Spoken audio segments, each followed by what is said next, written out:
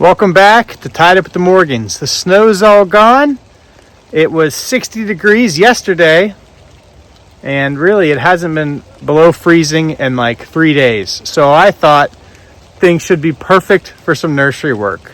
And typically, working in the nursery this time of year, if you have anything to do, usually only happens on rainy, miserable days like today, 40 degrees and rain. It's actually up to 47. It was 40 when we started this morning. And so I'm out here doing some things in the nursery. Really what I'm doing is I have a lot of seed that prefers fall germination. And, fall sowing, wants to be planted in the fall to germinate. Whereas a lot of the seed, I would say it's half and half. Some of the seed prefers to be in the fridge for stratification. Some prefers to be sowed in the fall. Like white oaks, things like that, you got to get them in the ground in the fall, because they're going to be sending out that root very early, very fast. Whereas other species, they just seem to do better in the fridge, like an artificial stratification. So anyways, I have a lot of seed that I wanted to get out in the fall. It's now January. Obviously that didn't happen. Part of that is because I didn't have bed space available, just because your trees have not gone dormant yet, at least in like October, November. So the trees didn't go dormant, and I couldn't dig them up. I got some dug up, and then winter came early and it hasn't stopped. So today I thought it would be a perfect day to dig up some trees and sow some seeds. It's surprising the ground is still frozen. It doesn't feel like it. It's muddy right on the surface, but just below a little bit, at least in these air prune beds, they are still frozen. Those roots are not coming out. So I think a lot of these are not going to be dug up until springtime, and that's all right. So maybe it just comes with like having animals, having property, but I accumulate buckets like crazy, and I need to. From maple syrup, you have to have certain, I wouldn't use this for maple syrup, but between that and my trees, I can never have too many 5-gallon buckets. And so I kind of take anything I can get. And I got a bunch of these, and they work well for storing my bare root trees. So this is a bit of a story, the only reason I'm talking about this. Last year I had one of these full of black walnuts. And I did that the previous year. I stratified them outside in a bucket like this. I zip tied it shut, but I had holes in it, tiny little holes, so it would kind of drain. And I buried it in that big pile of wood chips that I always have. We always have like 10 yards of wood chips. And I buried it in there, and it did great. That was 2 years ago. Last year, I tried it where I didn't even do that. I just left it outside of our sunroom. It had some holes in it, and I used something just like this. It's a thinner plastic than a lot of these 5-gallon buckets. I don't actually have one near me, but it's a little weaker than the 5-gallon buckets. The sides are strong, so I had holes in the bottom. And chipmunks or squirrels somehow chewed through it and ate every last black walnut. All right, Ty just joined us. What's going on, Ty?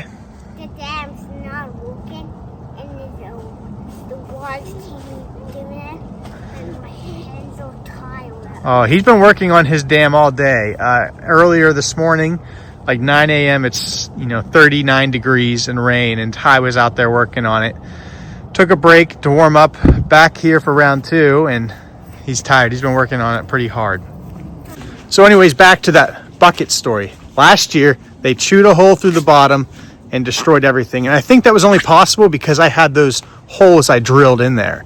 So it kind of gave them something to latch onto, and they destroyed them all. So this year, I used a 5-gallon bucket, and I just caught this.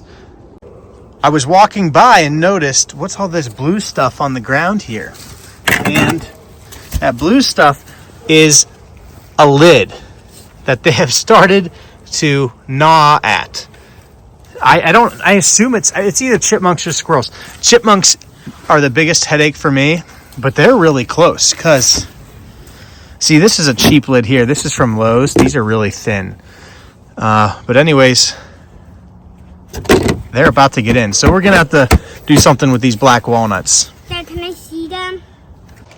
So you may think you work hard. I think I work hard. And then I get outsmarted by a little chipmunk that just works around the clock. These guys never stop, and it motivates me to work harder because in the end, they're gonna have more food when things go my way.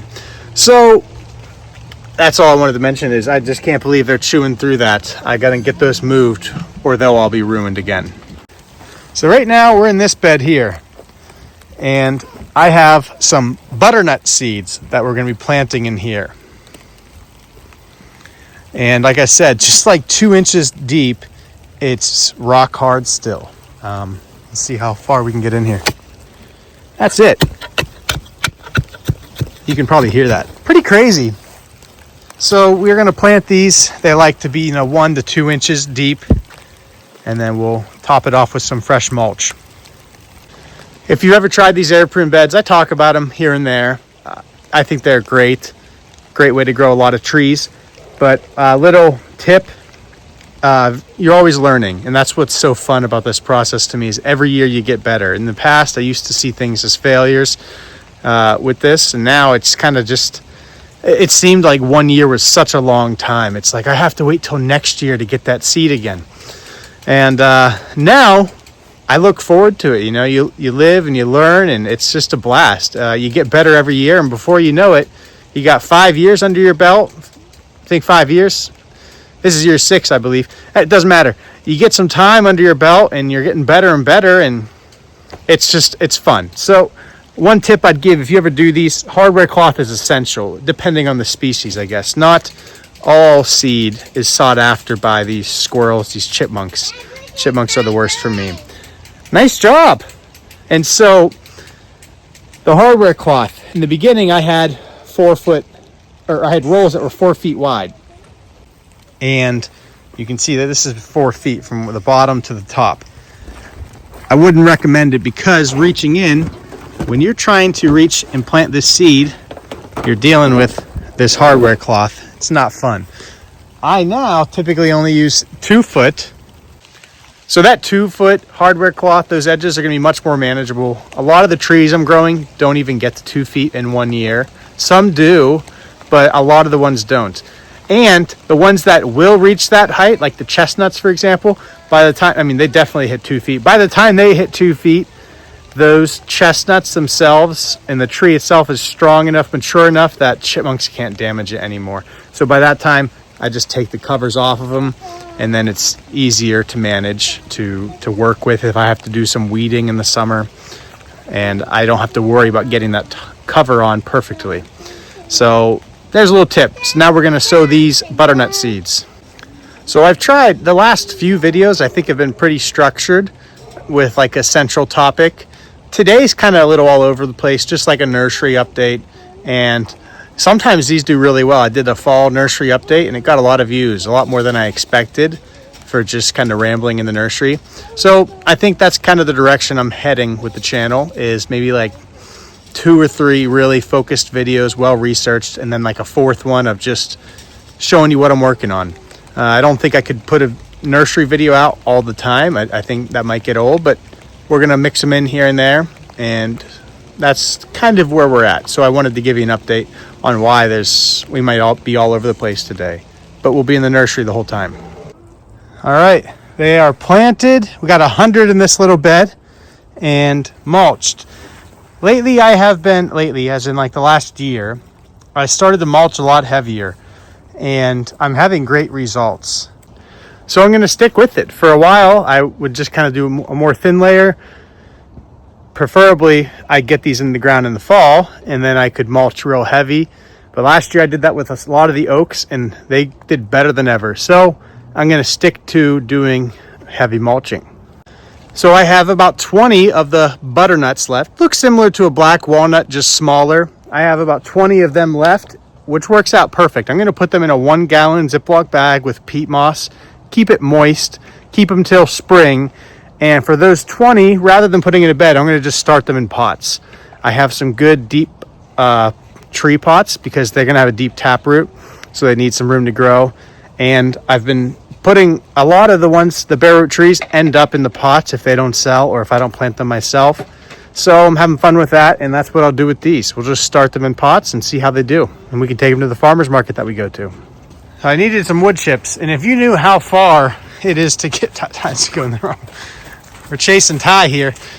It's a long way to get wood chips. It's downhill, and you push it uphill, and this is what Ty got after a long walk. Ty, good job. Could never keep this kid away from work. All right, it's all covered up. Not pretty, but it will work. Ty just told me, Dad, I'm pretty sure it will not work. So he's going to show us here why. Because there's a little wind. And the chipmunk Ray uses tiny hands and do that. And then Ray get it all. Let's turn this around. Ty noticed this, and you're right. They probably could get through there. So we're going to fix that up a little bit better. It's a pain. So the way I do these is I cut, you can see right here, like a crisscross pattern in it, right? I'm not cutting it out. It's just one tucks in, the other tucks out. So it's every other, one is out, one is in. And then I can kind of bend it over itself and they can't get in there. But sometimes in the corners, you run into a little gap, which here, that really would be a problem. So I'm glad you said that, Ty.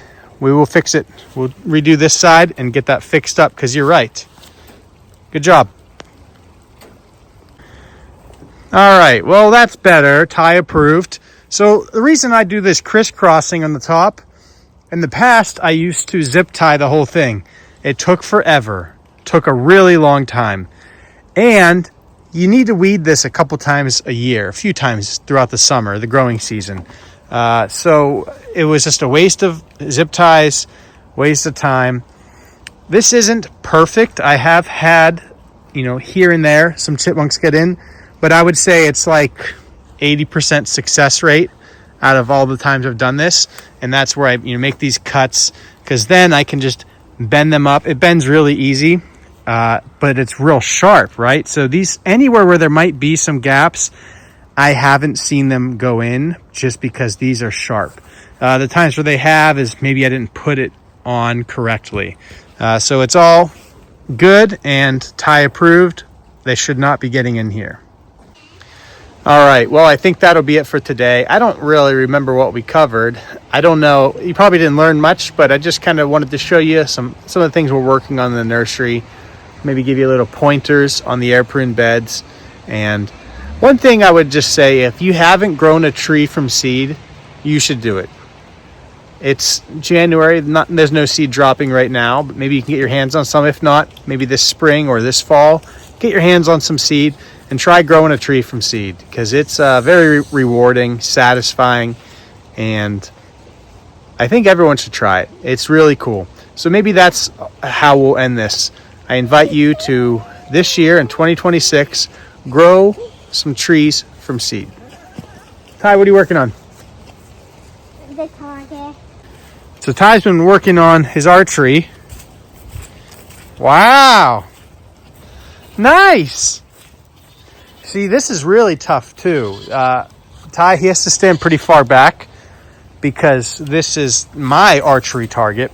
But it's, and I say that because it's made for, a large adult bow, or maybe even a youth, but not necessarily one for a kid, right? So they don't always go in. So he has to stand back because sometimes they kind of will bounce off. So that's good shooting, Ty. It's hard to get him to stick in like that. Anyways, I think we're going to wrap up. Thanks for watching. Feel some more rain coming on. We're going to go feed Luna and the goats and go get some dinner inside. And then we're going to go do some fire starter. We got a lot of orders to ship, and that's where we're at. So thanks for watching, guys. We will see you on the next video.